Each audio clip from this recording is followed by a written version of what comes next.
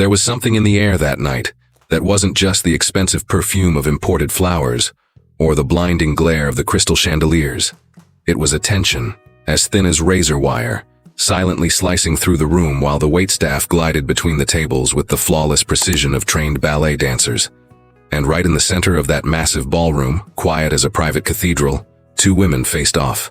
One of them wore an emerald green dress that caught the light from every possible angle, as if the room itself had been built solely to frame her. The other wore a simple apron over a plain white button-down, the fabric already showing the wear of a long, grueling shift. There were no tears on this second woman's face. There was no despair. There was something far more unsettling than that. There was pure clarity. The shattered crystal was still echoing off the walls when the woman in the emerald dress pointed a trembling finger, her voice cracking the air like a whip. "You think you're smart? You think those investors care about the truth? You're a nobody. You'll be deported before sunrise." The waitress didn't back down. She didn't even blink. With a calmness that felt downright impossible in that moment, she picked up a clean cloth and wiped a stain of red wine from her sleeve cuff, slowly, as if the world around her wasn't caving in. Her eyes remained dead-locked on the other woman's, and in them, you could see the heavy toll of swallowed silence, of absorbed humiliations, of a dignity defended inch by bloody inch. A single tear rolled down her cheek, just one. But the voice that came out of her was made of stone. "We'll see about that, Ms. Al-Rashid. But to really understand what pushed these two women to this breaking point, we need to go back in time. We need to rewind a few months, long before the emerald dress, before the broken crystal, before the threat of deportation. We need to start where everything real begins, in the pitch dark, before the sun even comes up. At 5 in the morning, while the city was still dead asleep, wrapped in fog and silence, Nadia Kovic was already on her feet. Her apartment was small enough that 3 long strides covered the distance from the bed to the window. The walls held the ghosts of past tenants, a crack here, a water stain there. But she had made the place her own with what little she had. A neatly folded blanket over the couch, a single plastic flower in a vase by the sink, and on the wall next to the window, a photograph of a white-haired woman with deep-set eyes that smiled with a longing that pierced right through the frame. Nadia took her uniform off the hanger with the delicate care of someone handling a priceless artifact. She ironed it slowly, paying strict attention to every crease, every seam, as if forging a suit of armor for the battlefield that awaited her. As the iron glided across the fabric, her lips moved in quiet whispers, first in English, then in French, then in Arabic, Italian, Mandarin, Russian, and Spanish. 7 languages, each with a perfectly calibrated accent, each with its courteous phrases memorized like poetry. It was a daily ritual she never skipped, not out of vanity, but because she knew that in her line of work, in that ultra-luxurious environment serving people with more money than emotional memory, the ability to make someone feel deeply understood in their native tongue was the thin line between being invisible and being respected. She put the kettle on the stove, cut 2 slices of bread, and right before sitting down for breakfast, she opened the small dresser drawer and pulled out a laminated photo. It was the picture of her mother. She carefully tucked it into the inside pocket of her apron, right over her heart. She never left without it. Across town, in a world that rarely intersected with Nadia's except when it demanded to be served, the Meridian Hotel was being prepped to host the most highly anticipated engagement dinner of the season. Florists had been buzzing around since before 6 a.m. Lighting designers spent the graveyard shift tweaking the angles of the spotlights so that every guest's skin would catch the most flattering glow. Even the scent of the ballroom had been custom engineered by a master perfumer hired just for the night. A blend of white amber and cedar wood, with a hot wax undertone that gave off faint echoes of Middle Eastern palaces. Camilla Al-Rashid wasn't an oligarch's daughter by pure luck. She had learned early on, way too early, that the world is strictly divided into those who watch and those who are watched, and she had decided as a little girl that she would never just be a spectator. Every gesture was deeply calculated, every smile was a weapon, and that morning as she paced through the empty hotel ballroom with the frantic event coordinator clutching a clipboard by her side, she displayed that calculation with the ruthless efficiency of someone who had practiced cruelty so often it had become second nature. "This isn't ivory," she snapped, stopping dead in her tracks in front of a surgically precise table setting, her manicured fingers brushing the edge of a napkin folded like a lotus. Her voice was low, almost soft, which only made it more terrifying. "What is this? Cream? Beige? I had ivory flown in from Milan. I didn't ask for supermarket beige." The coordinator opened his mouth to stammer that the vendor had confirmed the exact shade, but Camilla had already spun around, her high heels clicking like gunshots against the marble floor as she hunted for the next imperfection. Because there was always one.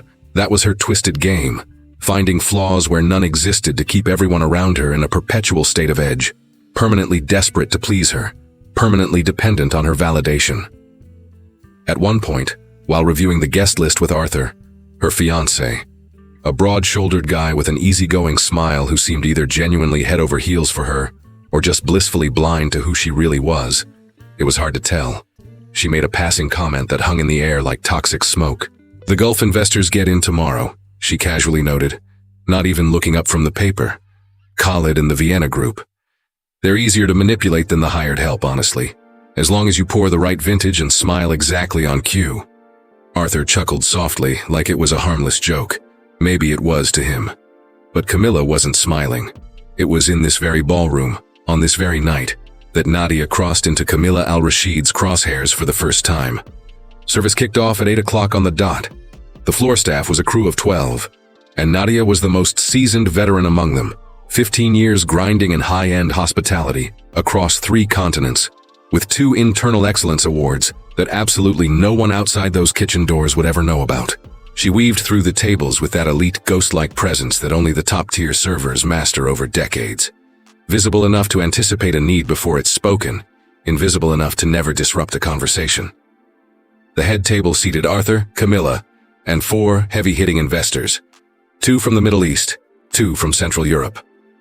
The chatter bounced between English and French, occasionally diving into Arabic when the 2 Gulf gentlemen traded private remarks. Nadia served the first course without uttering a single word, cleared the plates with surgical precision, and materialized with the elite wine list right on time. That's when Camilla made her demand. "The Petrus 2000. I want the Petrus 2000. Her voice carried that spoiled cadence of someone who never heard the word no without taking it as a direct personal attack. Nadia didn't skip a beat, but she played it straight. She explained, in flawless English and a tone that was perfectly balanced, neither submissive nor challenging, that the specific vintage wasn't in the house cellar tonight, but she could bring out an equally prestigious alternative that would pair flawlessly with their selected main course. The silence that hit the table lasted maybe 2 seconds, but in Camilla al-Rashid's eyes, in those 2 fleeting seconds, a switch flipped. Her pupils contracted just a fraction. Her lips pressed into a razor-thin line before she plastered her trademark smile back on. She gave a curt nod, pretending to accept the recommendation, but she had marked Nadia. Like a predator locking onto a deer the second it steps into the clearing, no rush, no sudden movements, just the dead certainty that the kill is coming. Camilla decided in that split second of polite refusal that this woman in the cheap apron and serene eyes had committed the ultimate, unforgivable sin of treating her like an equal. And in Camilla al-Rashid's world, that mistake came with a hefty price tag. Nadia had no idea yet. She slipped back into the kitchen, carefully pulled the alternative bottle, and returned to the table with her usual grounded stride. As she poured the wine, one of the Gulf investors muttered something in Arabic to his partner, a passing remark about the wine's nose, and Nadia, without a second thought, seamlessly replied in fluent Arabic, simply confirming the vintage notes. The 2 men exchanged a look of genuine shock, then broke into warm smiles, giving her a respectful nod of approval. Arthur smiled too. Camilla did not. She sat there staring at Nadia with that quiet, bloodthirsty focus, her wine glass suspended in her hand, and in her eyes, it wasn't just a target lock anymore. It was a firm decision.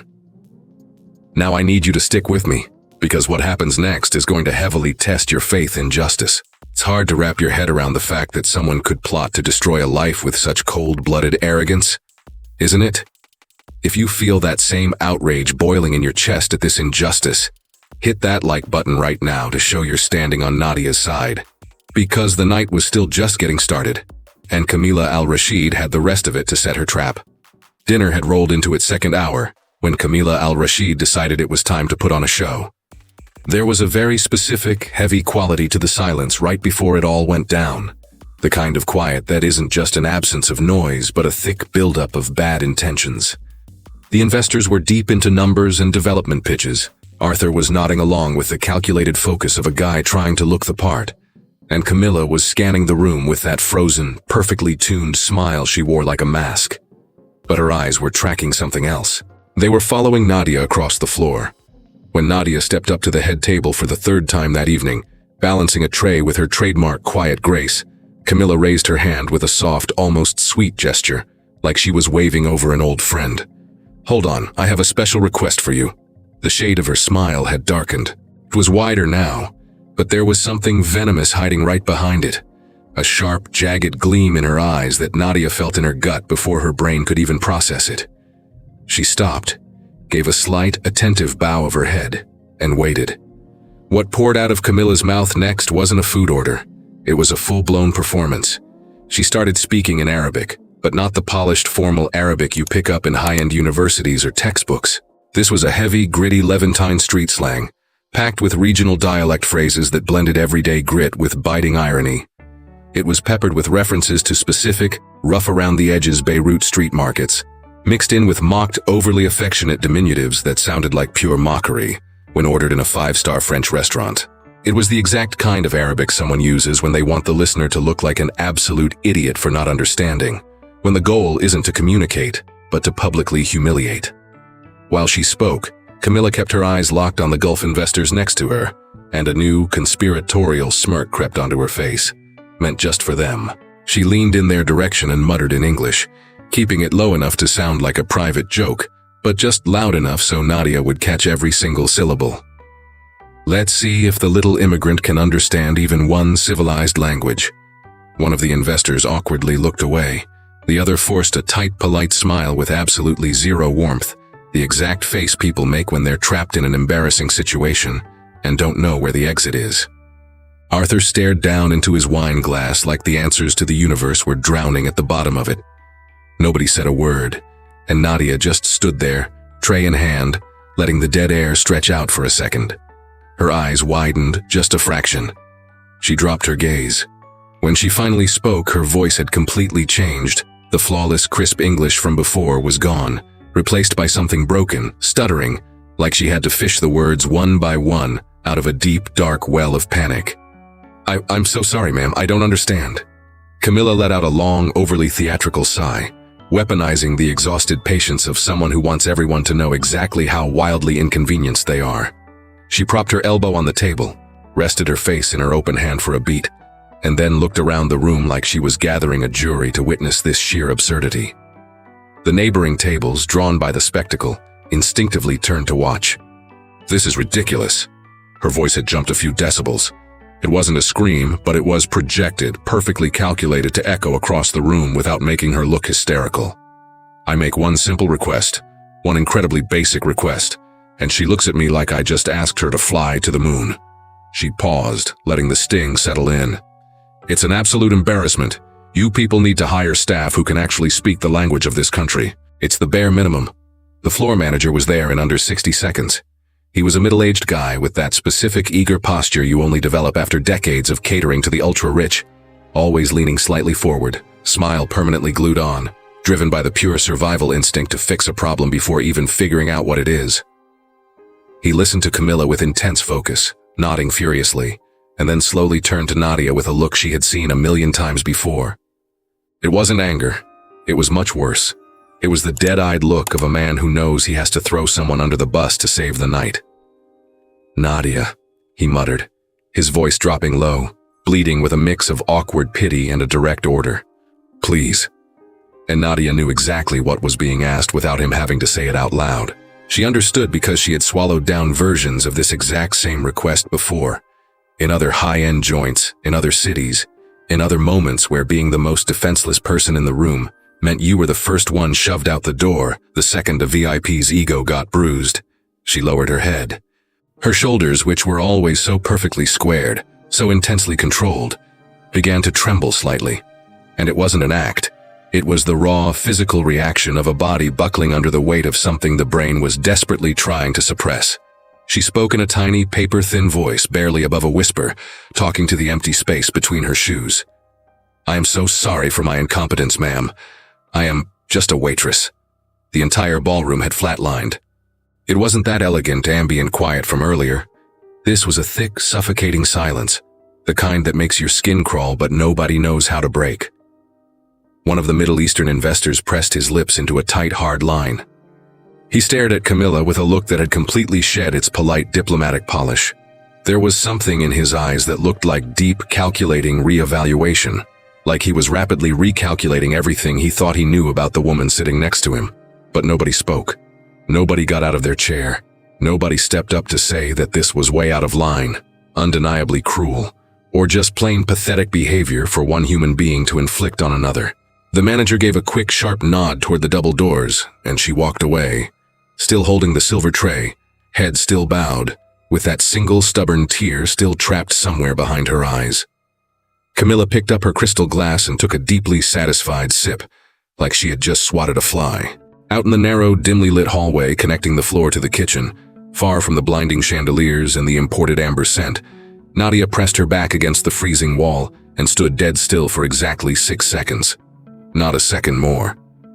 She counted them down, because years in the trenches had taught her that taking anything less wouldn't pull her back together, and taking anything more was a deadly risk for someone who still had to finish out her shift. She took one massive, grounding breath. She slipped her hand into her apron pocket and traced the plastic edge of her mother's photo with her thumb. And then she pushed through the kitchen doors. Nobody inside said a word to her face, but the rest of the crew gave her that specific loaded look, that sideways glance that blends deep pity with the guilty, secret relief of knowing it wasn't them on the chopping block this time. A young busser who had just started 3 weeks ago quietly mumbled, "You all right?" so softly it sounded more like she was asking herself.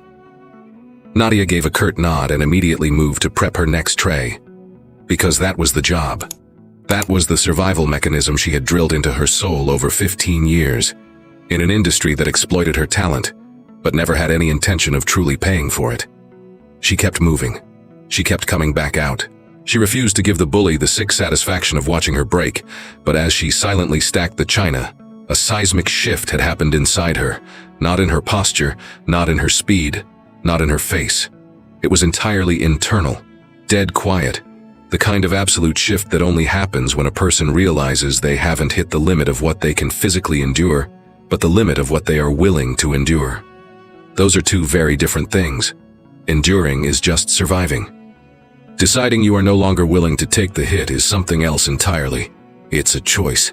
And right there, under the buzzing neon kitchen lights, smelling the burnt butter, and listening to the crashing pots, Nadia Kovac made her choice. It wasn't time to pull the trigger yet, but the time was coming. It's sickening to believe someone could plot another person's downfall with such twisted pleasure, with such ice in their veins, right in front of witnesses who just sat there in dead silence while it happened, isn't it? If you feel that same anger burning inside you, if you're riding with Nadia on this, smash that like button right now. That simple tap is your way of saying that this kind of cruelty doesn't just slip by unnoticed. Because Camilla Al-Rashid was dead certain she had closed the book on the situation for the night. She was absolutely convinced that a nameless immigrant waitress, living in a shoebox apartment with a crumpled photo in her pocket, didn't have the leverage or the guts to strike back. She was entirely sure, blinded by that unique arrogance of old money that has never had to bleed for anything, that power always fiercely protects power. She was dead wrong. The kitchen had its own chaotic heartbeat. The clatter of heavy pans, the hiss of searing steaks, the frantic, non-stop shouting of a line crew deep in the weeds. But when Hassan, the executive chef, read exactly what Camilla Al-Rashid had ordered out loud in Arabic, all the noise seemed to get sucked right out of the room for a split second. Not because anyone yelled for quiet, but because the translation of what he read wasn't a menu order. It was a barrage of unfiltered insults. Disgusting remarks about the restaurant being a rat hole, vicious jabs about the kitchen's hygiene, and right at the tail end, a hyper-specific, vulgar description of Nadia herself. Calculated, deliberate, using the kind of filthy vocabulary you only deploy when you want to leave a deep psychological scar without leaving a bruise, because the victim would have to humiliate themselves all over again just to explain what was said to HR. Hassan was a guy who had walked through hell and back, born in the gritty streets of Cairo, trained in the brutal kitchens of Paris, sporting forearms covered in burn scars from decades on the line, He had seen the absolute ugliest sides of high society dining, but when he finished translating those words, he just stood frozen for a beat, staring at Nadia with a look that mixed explosive, bottled-up rage with something that looked a hell of a lot like second-hand shame. Nadia absorbed every single word without a single muscle twitching on her face. First came the adrenaline spike of shock, that split-second lag where the human brain literally rejects the audio because it's just too grotesque to be real. Then came the next wave. It wasn't that hot, suffocating pain from earlier, the kind that tightens your throat and forces water to your eyes. It was something entirely different. It was ice cold. It was razor sharp. It was the kind of feeling that doesn't knock on the door or announce its arrival. It just moves in, cold and methodical, taking up residence in the exact spot where her patients had lived up until 10 seconds ago. Hassan put a heavy hand on her shoulder for 1 second. Just that. He didn't need to say a word. She took one deep breath in, let it out, stared down at her own palms pressed flat against the stainless steel prep table, and waited for the micro tremors to completely stop.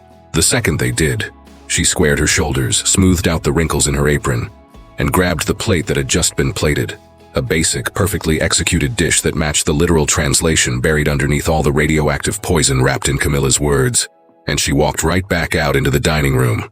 The main table was buzzing when she glided up to it.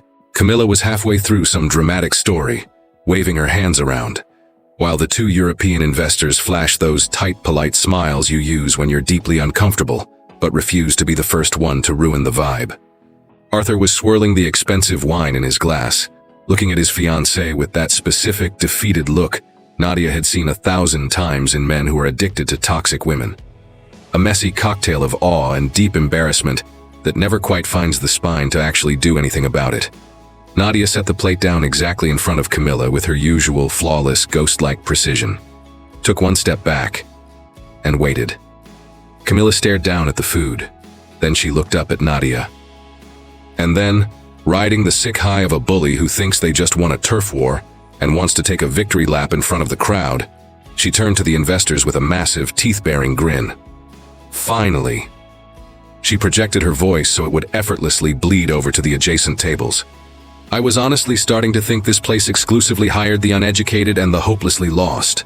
She paused for dramatic effect, letting the insult marinate, and then leaned in like she was delivering a profound TED Talk. You see, the real issue with Camilla. Arthur's voice was low, but it had a hard edge to it.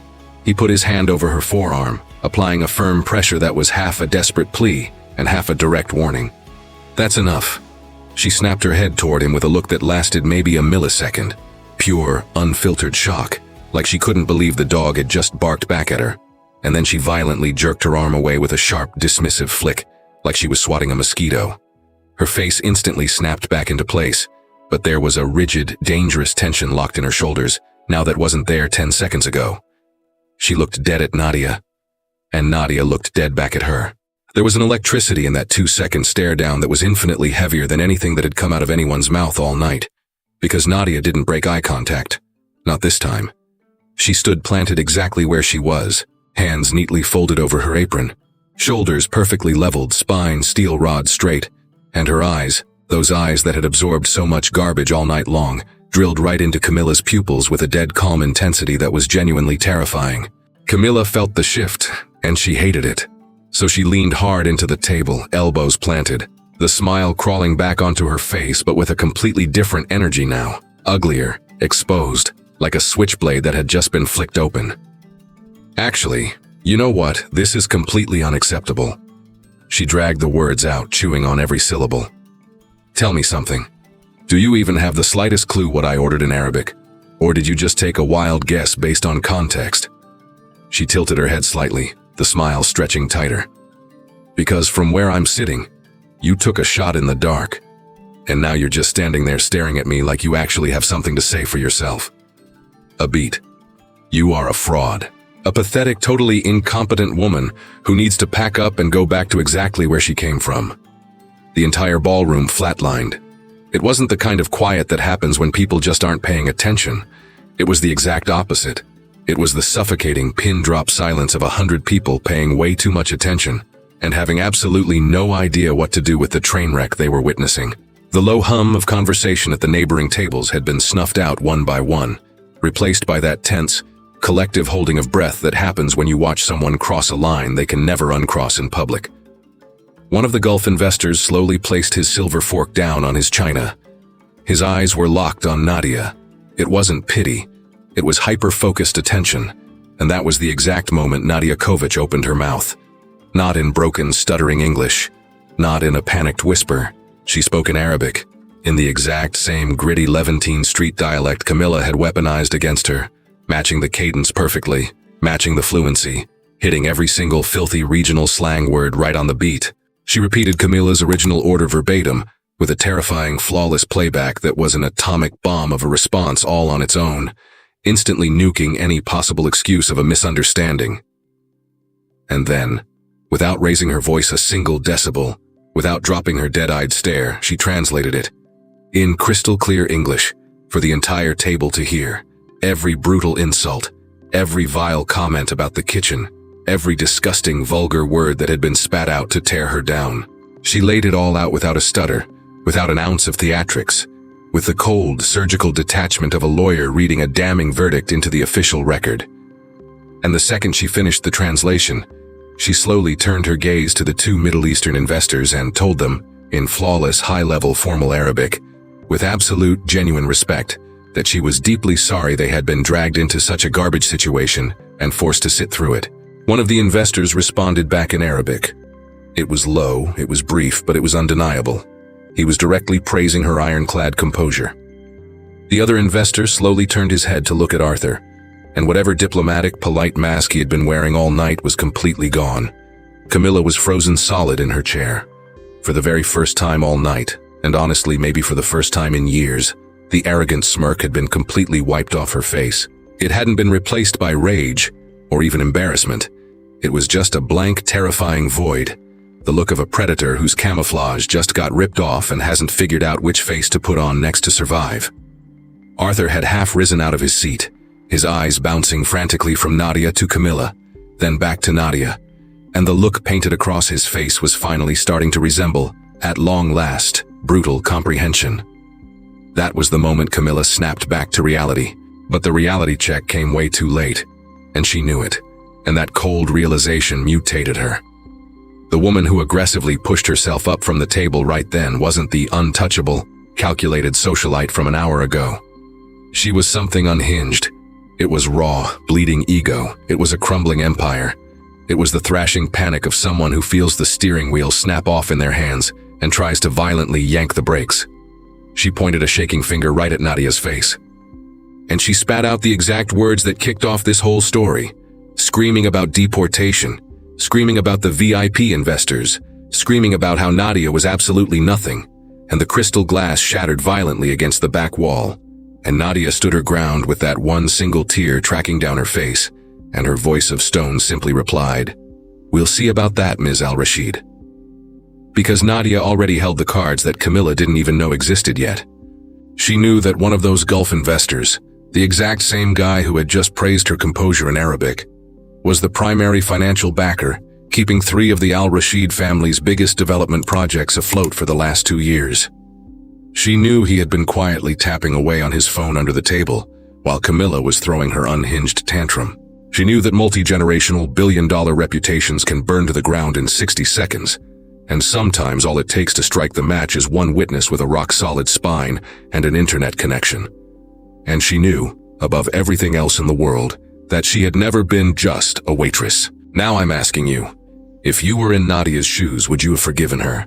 After all of that, the public humiliation, the words that can't be unsaid, the deafening silence of everyone in that room who could have spoken up but didn't.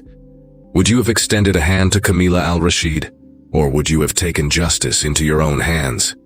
Drop your thoughts in the comments below. I really want to know what you would do if it were you. Because this story teaches us that dignity isn't something other people can just hand you or rip away. It's the unbreakable core that's left standing when everything they threw at you ricochets right back into their own faces. If you love stories that hit you right in the chest, that provoke you, that make you think, hit subscribe and ring that bell to join our family. The next story is already waiting for you. The dead silence that hijacked the ballroom after the glass shattered was a completely different beast than all the other quiet moments that night. The earlier ones had just been awkward pauses, the kind you suffer through while waiting for someone else to bite the bullet and speak up. This was something else entirely. It was the bone-chilling silence of an entire room collectively realizing that the floor they were standing on had just completely dropped out from under them. That an invisible line had been crossed. The damage was completely irreversible, and absolutely nobody had the vocabulary to deal with the fallout. Camilla al-Rashid was still standing, fingers still aggressively pointed, her chest heaving violently from the sheer venom of what she had just screamed. The emerald dress was still catching the blinding light of the chandeliers, but the entire gravity of the room had fundamentally shifted. A massive weight had transferred from one side of the table to the other, and nobody could pinpoint the exact second it happened. Nadia hadn't taken a single step back. She stood anchored in the exact same spot she was in when the threat of deportation was fired at her face.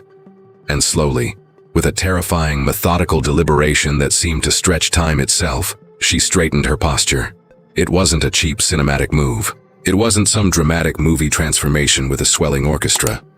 It was just the raw mechanics of a human spine resetting to its natural alignment after a lifetime of strict discipline. It was the physical manifestation of a woman who had bent over backwards for years out of pure survival, deciding, in real time, that the survival phase was officially over. She slowly ran both hands down the front of her apron, from the waist down, a mindless service gesture she had probably done 500 times that night. But this time it felt lethal. It was the physical act of someone wiping the slate clean before burning the house down. Her eyes swept across the heavy hitters at the table. They locked onto the European investors, the two billionaires from the Gulf. Then Arthur, who was leaning forward, his face completely pale with that sickening, too little, too late realization. And finally, they dead stopped on Camilla. When Nadia finally spoke, she used the exact same voice that had been taking drink orders for 15 years, but stripped down to the absolute bone. The hesitation was gone. The stutter was dead. Every single layer of armor she had worn to survive the shift had been dropped on the floor. It was the voice of a woman who had personally translated high-stakes peace treaties in locked rooms where one wrong syllable meant a body bag. It was a voice that knew exactly how much oxygen it owned in the room, and exactly how to weaponize it. "You are correct, Ms. al-Rashid. I understood everything." A pause of exactly one brutal second. In Arabic, you ordered a side of hummus. Nadia delivered the words with the ice-cold precision of a UN interpreter on the clock. No rushing, no cheap theatrics, just the devastating, undeniable clarity of a professional making sure nothing was lost in translation. While placing that order, you referred to my hands as filthy peasant hands, and called my behavior village trash. She seamlessly pivoted her body a few degrees toward the Saudi investor, and she fired off in Arabic. Not the gutter trash slang Camilla had tried to cut her with, but immaculate, high-born formal Arabic, carrying the deep, calculated respect reserved strictly for people who have actually earned it. She repeated Camilla's exact insults with surgical accuracy, every single slur locked in place, and then offered a slight, deeply respectful bow of her head to the man sitting in front of her. The billionaire froze like he had been shot. He slowly closed his eyes for a long, heavy second, like he was physically swallowing down something incredibly toxic he never wanted to hear. And when his eyes snapped open again, the absolute sub-zero hostility in them had nothing to do with Nadia. Nadia had already turned her crosshairs to the German investor. The German that rolled off her tongue was flawless, sharp, hitting the exact natural cadence of someone who isn't translating in their head, but thinking in the native code. She looked him dead in the eye and delivered with that same terrifying calm the passing remark Camilla had muttered about him during the second course, that he was a severely overpaid, painfully boring engineer, whose only real value at the table was padding out her fiancée's fragile portfolio. The man slowly picked up his heavy linen napkin and placed it on the table with deliberate, lethal slowness. Nadia didn't stop to breathe. In perfect French, locking eyes with the middle-aged woman sitting 2 seats down from Arthur, she regurgitated the exact toxic comment Camilla had made about her age, and how women past 50 really needed to learn the basic decency of covering up their cleavage. Without skipping a beat, she switched to Italian, looking right at the hotshot architect who had flown in from Milan just for the party, and handed him Camilla's critique that Italians were decent at laying bricks, but completely useless at the negotiating table, making him nothing more than a cultural prop. And finally, in flawless Spanish, turning to the last heavy hitter at the table, She delivered the exact quote about how his entire tech firm was going to be an easy, hostile takeover the second the timing was right. Every single kill shot was delivered in the target's native tongue. Every single quote had been said out loud by Camilla that night, completely shielded by her arrogant delusion that the hired help was deaf and dumb. That delusion had been a fatal error from minute one. The low murmur that started rippling through the VIP tables wasn't fake, pearl-clutching outrage. It was the raw, dangerous energy of highly powerful people realizing they had been openly mocked and patronized in their own languages, processing the new information and the deep humiliation of being completely blind to it all at the same time. One of the Europeans literally pushed his heavy chair back, putting physical space between himself and the table like it was infected. The Saudi investor had his arms tightly crossed over his chest, staring a hole right through Camilla, with a quiet, terrifying restraint that was infinitely worse than a screaming match. Camilla's face had completely drained of blood. It wasn't that sudden, cartoonish shock. It was a slow, sickening fade to ghost white layer by layer, like ink bleeding out in a bucket of bleach. She opened her mouth to speak, choked on the air, and snapped it shut. Her hands, which had been orchestrating the entire room all night with absolute authority, were now just lying dead flat on the tablecloth, fingers splayed out, twitching with nowhere to go. Arthur was on his feet. It didn't even look like he made the choice to stand up. His body had just instinctively launched him out of the chair, while his brain was still desperately trying to catch up to the carnage. He was staring at Nadia with a look that was, ironically, the single most honest thing he had brought to the table all night. It was pure horror. It was suffocating shame, not aimed at Nadia, but at his own gutless passivity, at every single time he had gently touched Camilla's arm and caved in when he should have drawn a hard line. And underneath it all, there was the devastating realization of a man finally seeing the monster he was sleeping next to in 4K resolution. Nadia held his gaze for a second. There was absolutely no judgment or fake sympathy in her eyes. It was just dead-on recognition. The raw recognition of one human being watching another finally wake up to reality. And then she spoke. "My name is Nadia El Sayed." She dropped her real name with the effortless power of someone speaking their absolute truth after a grueling, endless shift, hiding behind a fake name tag.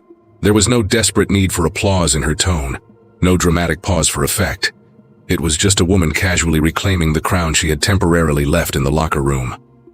"Before coming to this country, I was a senior cultural attaché for the United Nations in Geneva."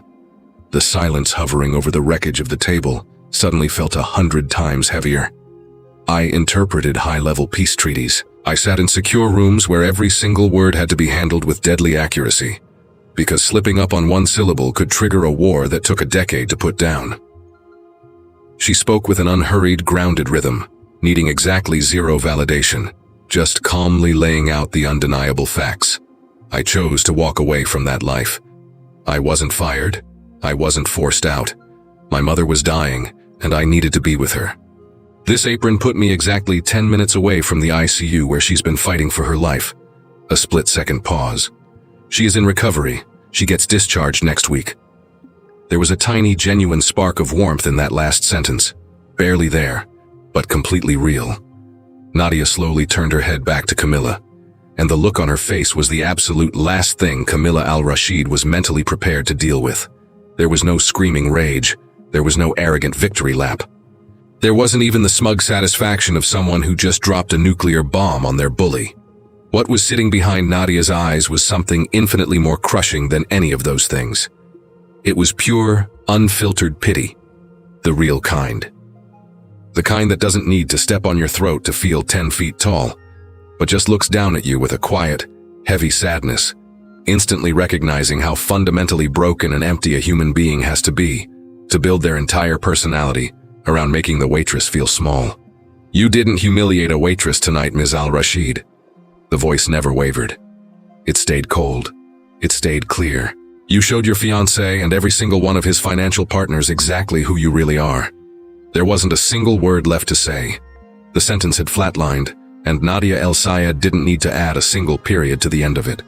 She took one fluid step backward, slipping right back into that flawless, untouchable server posture, like she was just heading to the back to grab a fresh tray of drinks. and the entire ballroom hung suspended in that dead air like a guitar string vibrating long after the amp got kicked off. Camila Al-Rashid was left standing in the smoking crater of everything she had meticulously built, and for the first time in her completely insulated life, she realized she had locked herself in her own cage and thrown the key into the fire. The heavyweight investors pushed away from the table in total, unspoken synchronization, the kind of effortless coordination that only happens when a group of ruthless operators independently reach the exact same brutal conclusion and don't need to waste a single word debating it. Nobody was shouting. Nobody was losing their temper. It was way past anger. It was the absolute sub-zero detachment of men permanently closing a checkbook. The older of the two Gulf billionaires calmly adjusted his tailored suit jacket, shot Arthur a look that was drowning in heavy disappointment rather than actual rage. And when he finally spoke, he kept his voice low, because guys at his level never have to scream to make the earth shake. If this is the caliber of woman you are choosing to tie yourself to, then our financial relationship is officially dead as of tonight. I will absolutely not allow my family's name to be associated with this kind of gutter trash. It wasn't a bluff. It was a death sentence. And when a guy with his net worth delivers a sentence like that, with that kind of dead-eyed calm, it carries a blast radius that a screaming match couldn't even dent. The others immediately followed suit. There were a few quick, stiff handshakes with Arthur. The kind of cold, obligatory networking reflexes that guys in that tax bracket maintain even while the ship is sinking, because they know how to separate a localized disaster from long-term industry politics. They gave a brief, highly respectful nod toward the empty space where Nadia had just been standing. And then they turned their backs, and the heavy echo of their expensive leather shoes walking out of the ballroom was the absolute loudest noise of the entire night. Camilla's knees finally gave out, and she collapsed back into her chair. She didn't even seem to realize she was sitting. She just stared blankly at the double doors where $500 million in funding had just walked out, her face locked in the desperate, psychotic denial of someone furiously trying to rewrite reality, mentally searching for the magical PR spin or the perfect lie that could rewind the clock 10 minutes and fix the timeline. Then the dam broke. She started babbling, words stumbling over each other in a frantic, humiliating pileup, her pitch wildly jumping octaves in a way that aggressively clashed with the $1 million dress and the elite zip code. And then the tears hit. Real tears this time. Not the calculated fake crying she used to manipulate the help, but the hyperventilating, ugly sobbing of a narcissist who realizes the audience has gone home and the spotlight has been permanently cut. She stammered out that it was just a dark joke. She swore she didn't actually mean any of it. She cried out Arthur's name in a pathetic wail that was halfway between a vicious threat and a beggar's plea. Arthur didn't say a word. He stood there for a long, agonizing beat that felt like a damn eternity, staring down at Camilla with a face that had rapidly cycled through pure rage, deep humiliation, and complete exhaustion, finally landing in a quiet, incredibly permanent dead zone. He reached down, slowly picked up the crumpled white linen napkin from his chair, and laid it flat on the table. The movement was incredibly deliberate, incredibly final. The kind of quiet, microscopic gesture that puts a bullet in a 5-year relationship better than a 2-hour screaming match ever could. He grabbed his suit jacket off the back of the chair, and he walked out. He didn't look back once. He didn't slam a single door. He didn't throw a drink. He didn't drop a badass movie one-liner. Just the heavy, rhythmic thud of his shoes hitting the marble, fading out into total silence. Camila Al-Rashid was left sitting absolutely alone in the dead center of the most exclusive ballroom in the city, her emerald dress glittering under the high-end lights, surrounded by shattered crystal, imported white amber, and the cold leftovers of an engagement dinner that had burned through more cash than most people will see in a lifetime. Completely, utterly abandoned, mascara running down her face, her hands violently shaking with absolutely nothing left to hold on to. Back in the kitchen, nobody had caught the entire play-by-play, but the entire crew felt the atmospheric pressure instantly completely neutralize. There's a very specific, undeniable vibe that washes over a high-stress kitchen when a totally nightmare shift finally cracks and breaks. It's not an immediate party. It's a slow, collective exhale of pure survival that rolls through the line in slow motion. Hassan spotted Nadia pushing through the swinging doors and didn't even hesitate. He closed the gap between them in 3 massive strides and pulled her into a crushing hug, the kind of absolute, rock-solid embrace that only real trench buddies give. No awkward hovering, no hesitation. Nadia froze for a split second, her nervous system still fully locked in combat mode. And then she just let go, dropping her forehead against her friend's shoulder for one brief, incredibly heavy moment, like a soldier finally unbuckling an 80-pound rucksack after a 10-mile march. The owner of the restaurant had been silently watching the entire bloodbath go down from the shadows of the VIP corridor. He was a guy who notoriously never spoke more than 3 words a day, the kind of absolute ghost who built his entire empire by shutting up and watching people hang themselves. He walked into the prep area a few minutes after Nadia, gave her a quick nod to step off the line, and shot it to her entirely straight, with zero corporate fluff. She absolutely was not getting fired, not even close. There was a general manager slot that had been sitting vacant for almost a month, and he had just officially decided exactly who he was giving the keys to. Nadia took it in. She stared right back at him with that dead calm, calculating focus that was her signature way of aggressively processing massive news. And then, she took the job. What went down over the next 7 days didn't need a single ounce of PR spin or fake gossip. Stories with that kind of pure, lethal carnage spread through the absolute upper crust social circles, with a terrifying velocity that Twitter could never even touch, because in those ultra-rich bubbles, where your entire existence runs on pure reputation, the story of a horrific bully accidentally executing herself by kicking the wrong hornet's nest carries the radioactive weight of a direct warning. The staff who were in the room whispered to other staff. The billionaires casually dropped the massacre into their private golf course chats. And before a week and a half was up, the name Camilla al-Rashid had practically become toxic waste in every single VIP room where she desperately needed to exist. Her elite socialite friends immediately started icing her out with that brutal, highly polite distancing that old money aggressively uses to execute people. No screaming matches, no unfollowing, just suddenly being double booked for the next year, reading texts and never replying, and the VIP gala invites magically getting lost in the mail. Her family's entire financial portfolio took a massive gut punch as pending deals mysteriously dried up with absolutely zero explanation. And Arthur, who had completely ghosted the world for the first 7 days, had his crisis management firm issue a highly sanitized, 3-line press release using that cold, corporate legal speak.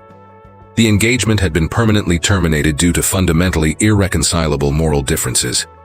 There wasn't a damn thing left to add. And the absolute refusal to elaborate was, entirely on its own, the most savage death blow of all. A month later, the afternoon sun was hitting the concrete right outside the restaurant a little differently. Nadia was standing by the valet stand when the yellow cab pulled up to the curb. She had cut her shift early that afternoon. A brand new perk, just one of the small, concrete reality checks that came with having her name on the manager's office door. When the back door popped open, and the white-haired woman with the deeply soulful eyes slowly climbed out, moving with the careful, stubborn grit of someone fighting like hell to get their strength back, Nadia stepped right off the curb and offered her arm with the effortless muscle memory of a daughter who had done it 1,000,000 times before. Her mother wrapped her frail hand around Nadia's arm. She looked up at the massive, glowing restaurant facade with the quiet, wide-eyed curiosity of someone finally seeing the fortress her daughter had talked about for years. She murmured something incredibly soft in the exact language they both shared, a dialect that had absolutely nothing to do with the 7 high-end languages Nadia aggressively weaponized in public, but an 8th language, the oldest one, the one that existed entirely and exclusively just for the two of them. Nadia smiled. It wasn't that heavily guarded, perfectly calibrated customer service mask. It was a completely different breed, the kind of real, raw smile that doesn't require a single person in the audience, that isn't actively monitoring for threats or trying to aggressively protect a boundary. It was the smile of a woman who had permanently shoved the laminated photo back in her apartment dresser, because the woman in the picture was finally standing right there on the sidewalk next to her. They walked through the front doors together. Later down the road, much later, when the ash had finally settled and the dust had completely blown away to reveal where the chips actually fell, Nadia El Sayed took every single brutal lesson she had absorbed. Not just from the explosion of that specific night, but from every single grueling graveyard shift before it, from every dialect she ruthlessly practiced at 5 a.m., from every vicious insult she swallowed and forged into pure iron, and used it to build something way bigger than herself. It started as a tiny, grassroots nonprofit, slowly grinding its way up with the unstoppable momentum of things built strictly to survive. An organization strictly dedicated to hunting down the Nadias buried in every major city, trapped in the back of every kitchen, rotting in every waiting room, suffocating on the night shift. The highly educated, wildly overqualified immigrants who had to nuke their entire careers just to survive brutal circumstances, completely invisible to the people writing their checks, and aggressively handing them the exact roadmap to claw their way back to what they were born to do.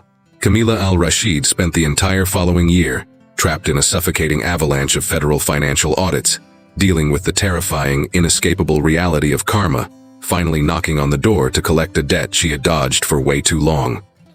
Now I'm asking you, if you were in Nadia's shoes, after everything went down, could you have ever found the space in your chest to forgive her? After the public humiliation, after the vicious insults that never really fade, after the deafening silence of every single coward in that VIP room who had the power to stop it but chose to stare at their shoes, would you have extended a hand to help her up? Or would you have sat back and let justice hit exactly the way it did, completely off the rails? Without lifting a finger to stop the bleeding, drop it in the comments. I genuinely want to know exactly what you would do if it was you in the crosshairs. Because this story aggressively proves that the most lethal power on earth isn't the millions in your bank account or the VIP status you hide behind. It's the absolute truth you carry in your bones, the untouchable dignity you flat out refuse to compromise, and the exact, calculated moment you choose to shatter the silence when it desperately needs to be broken. If you love stories that punch you in the gut, that challenge you, that force you to look in the mirror, hit subscribe and ring that bell to become part of our family. The next story is already locked and loaded for you.